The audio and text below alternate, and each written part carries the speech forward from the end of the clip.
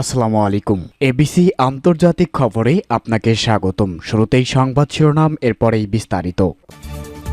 পুরো পৃথিবী জুড়ে বাজছে তৃতীয় বিশ্বযুদ্ধের দামামা, আর এরই মধ্যেই আমাদের হাতে এসে পৌঁছেছে গুরুত্বপূর্ণ আন্তর্জাতিক সংবাদ। শুরুতেই শিরোনাম। লড়ছে ফিলিস্তিনের যোদ্ধারা, গাজা উপত্যকায় হামাসের হামলায় ইসরায়েলের আরও 5 সেনা নিহত। পরেই জানাবো, লোহিত সাগর এলাকায় মার্কিন যুদ্ধ বিমানে ক্ষেপণাস্ত্র হামলা, ফ্রেন্ডলি ফায়ারের দাবি, এক পাইলট আহত। এদিকে যে কোনো সময়ের চেয়ে গাজায় যুদ্ধবিরতি এখন নিকটবর্তী। পরে জানাবো, পাকিস্তানের সামরিক বাহিনীকে লক্ষ্য করে সন্ত্রাসী হামলা, নিহত 16। এবং সর্বশেষ জানিয়ে দিব, ইউক্রেনের লক্ষ্য পূরণের দ্বারপ্রান্তে শর্ত ছাড়াই সমঝোতায় রাজি পুতিন।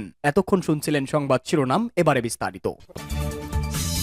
লড়ছে ফিলিস্তিনি যোদ্ধারা, গাজা উপত্যকায় হামাসের হামলায় ইসরায়েলের আরও 5 সেনা নিহত।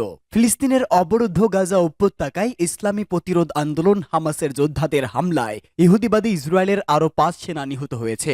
হামাস যোদ্ধারা পয়েন্ট ব্ল্যাক রেঞ্জ থেকে এসব ইহুদিবাদীকে হত্যা করে। হামাসের সামরিক শাখা আল কাসাম ব্রিগেড এ বিবৃতি জানিয়েছে, একটি জটিল অভিযানের মাধ্যমে আমাদের যোদ্ধারা ইহুদিবাদী ইসরায়েলের 3 সেনাকে ছুরি মেরে হত্যা করে এবং তাদের কাছ থেকে অস্ত্র ছিনিয়ে নেয়। এই ঘটনাকে দখলদার সেনাদের বিরুদ্ধে এ ধরনের দ্বিতীয় অভিযান বলে হামাসের বিবৃতিতে উল্লেখ করা হয়েছে। এতে আরও বলা হয়েছে, এই অভিযানের পর হামাস যোদ্ধারা একটি ভবনের ভেতরে কয়েকজন ইহুদিবাদী পদাধিক সেনাকে ঘেরাও করে। সেখানে হামাসের হামলায় অন্তত 2 সেনা নিহত হয়। জাবালিয়া শরণার্থী শিবিরের আরেকটি জায়গায়ও ইহুদিবাদী সেনাদের সাথে হামাসের যোদ্ধাদের সংঘর্ষ হয়েছে। এদিকে দখলদার ইসরায়েলের পররাষ্ট্র মন্ত্রণালয় খ্রিস্টানদের ধর্মগুরু পোপ ফ্রান্সিসের মন্তব্যের বিষয়ে নির্লজ্জ প্রতিক্রিয়া জানিয়েছে।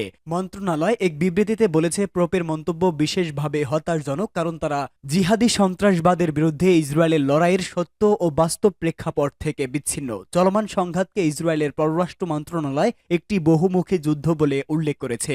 ইসরায়েল এ দাবি করলেও বাস্তবতা হচ্ছে, গত 15 মাসে ইহুদিবাদী ইসরায়েলের হামলায় অবরুদ্ধ উপত্যকায় 45,200 ফিলিস্তিনি শহীদ হয়েছেন, যার বেশিরভাগ নারী ও শিশু। পোপ ফ্রান্সিস নিজেও ইসরায়েলের চলমান হামলাকে নিষ্ঠুর হামলা বলে উল্লেখ করেছেন।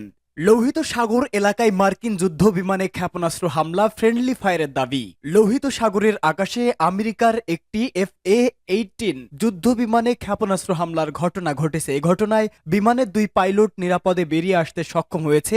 মার্কিন টেলিভিশন চ্যানেল ABC নিউজ সহ বহু গণমাধ্যম এই খবর দিয়েছে। খবরে বলা হয়েছে, এই ঘটনাকে মার্কিন সামরিক বাহিনী দৃশ্যত ফ্রেন্ডলি ফায়ার বলে মনে করছে। বিমানের 2 পাইলট নিরাপদে বেরিয়ে আসতে সক্ষম হলেও একজন সামান্য আহত হয়েছে। তাদের দুজনকেই সাগর থেকে উদ্ধার করা হয়। ABC নিউজ বলেছে, guided missile cruise USS Gettysburg থেকে যুদ্ধ বিমান লক্ষ্য করে ভুলক্রমে ক্ষেপণাস্ত্র ছোড়া হয় এবং তা বিমানে আঘাত করে। যুদ্ধ বিমানটি USS হ্যারি ট্রুম্যান বিমানবাহী রণতরী থেকে উড্ডয়ন করেছিল। ক্ষেপণাস্ত্রের আঘাতে বিমানটি ভূপাতিত হয়েছে। এর কয়েক ঘন্টা আগে মার্কিন যুদ্ধ বিমান থেকে ইয়েমেনের উপর ক্ষেপণাস্ত্র হামলা চালানো হয়। মার্কিন কেন্দ্রীয় কমান্ড বা সেন্টকম এই ঘটনার পূর্ণাঙ্গ তদন্ত শুরু করেছে বলে ঘোষণা দিয়েছে। যে কোনো সময়ের চেয়ে গাজায় যুদ্ধবিরতি এখন নিকটবর্তী, প্রতিরোধকামী সংগঠনগুলোর ঘোষণা। ফিলিস্তিনের ইসলামী প্রতিরোধ আন্দোলন হামাস এবং আরও 2টি সংগঠন বলেছে, যে কোনো সময়ের চেয়ে এখন গাজা উপত্যকায় যুদ্ধবিরতি কাছাকাছি অবস্থানে রয়েছে। হামাস, ইসলামী জিহাদ আন্দোলন এবং পপুলার ফ্রন্ট গতকাল মিশরের রাজধানী কায়রোয় থেকে এক যৌথ বিবৃতিতে এসব কথা বলেছে।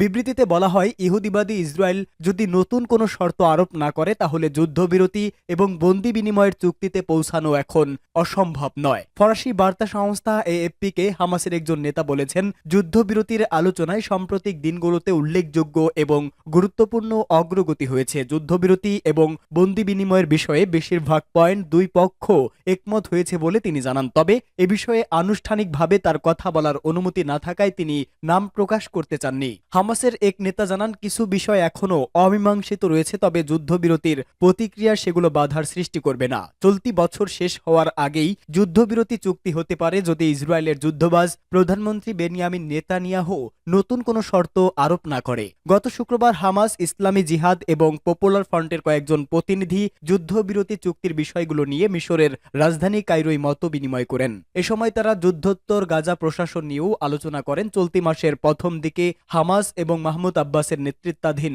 ফাতা আন্দোলনের প্রতিনিধিরা কায়রোয় এ বিষয়ে একটি কমিটি গঠন করেছেন, যারা যুদ্ধ পরবর্তী গাজার প্রশাসন দেখাশোনা করবেন। ফিলিস্তিনি শাসন কর্তৃপক্ষের প্রেসিডেন্ট মাহমুদ আব্বাসের অনুমতি নিয়ে 10 থেকে 15 জন সদস্য গাজার অর্থনীতি, শিক্ষা, স্বাস্থ্য ব্যবস্থা, মানবিক ত্রাণ এবং পুনর্গঠনের বিষয়গুলো দেখভাল করবেন। পাকিস্তানের সামরিক বাহিনীকে লক্ষ্য করে সন্ত্রাসী হামলা, নিহত 16। আফগানিস্তান সীমান্তে সন্ত্রাসী হামলায় পাকিস্তানের 16 জন সেনা নিহত হয়েছে বলে জানিয়েছে কর্তৃপক্ষ। শনিবার শেষ রাতে এই হামলার ঘটনা ঘটে, এতে আরও 8 জন সেনা সদস্য আহত হয়েছেন। এই খবর দিয়েছে ভয়েস অফ আমেরিকা। এতে বলা হয়, সামরিক বাহিনীর এক বিবৃতিতে বলা হয়েছে, ভোর হওয়ার আগে পাকিস্তানের দক্ষিণাঞ্চলের সীমান্ত ঘেঁষা জেলা ওয়ারিসিস্তানের একটি সেনা চৌকিতে অতর্কিত হামলা চালায় একদল সন্ত্রাসী। এতে ওই হতাহতের ঘটনা ঘটেছে। সম্প্রতি পাকিস্তানি সেনাদের উপর এমন হামলা জনমনে নিরাপত্তার শঙ্কা তৈরি করেছে।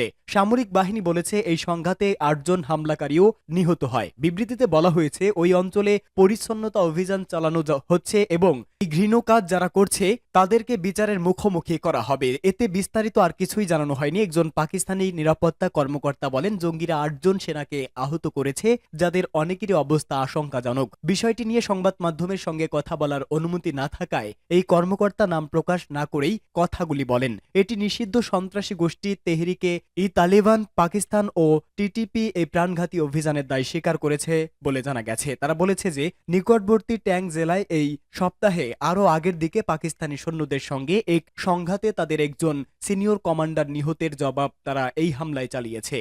ইউক্রেনের লক্ষ্য পূরণের দ্বারপ্রান্তে শর্ত ছাড়াই সমঝোতায় রাজি পুতিন। রাশিয়ার প্রেসিডেন্ট ভ্লাদিমির পুতিন ইউক্রেন প্রশ্নে আপোষ করতে প্রস্তুত বলে জানিয়েছে। বিনা শর্তেই যুদ্ধ শেষ করতে রাজি তিনি। এই প্রসঙ্গে তিনি নবনির্বাচিত মার্কিন প্রেসিডেন্ট ডোনাল্ড ট্রাম্পের সঙ্গেও কথা বলতে চান।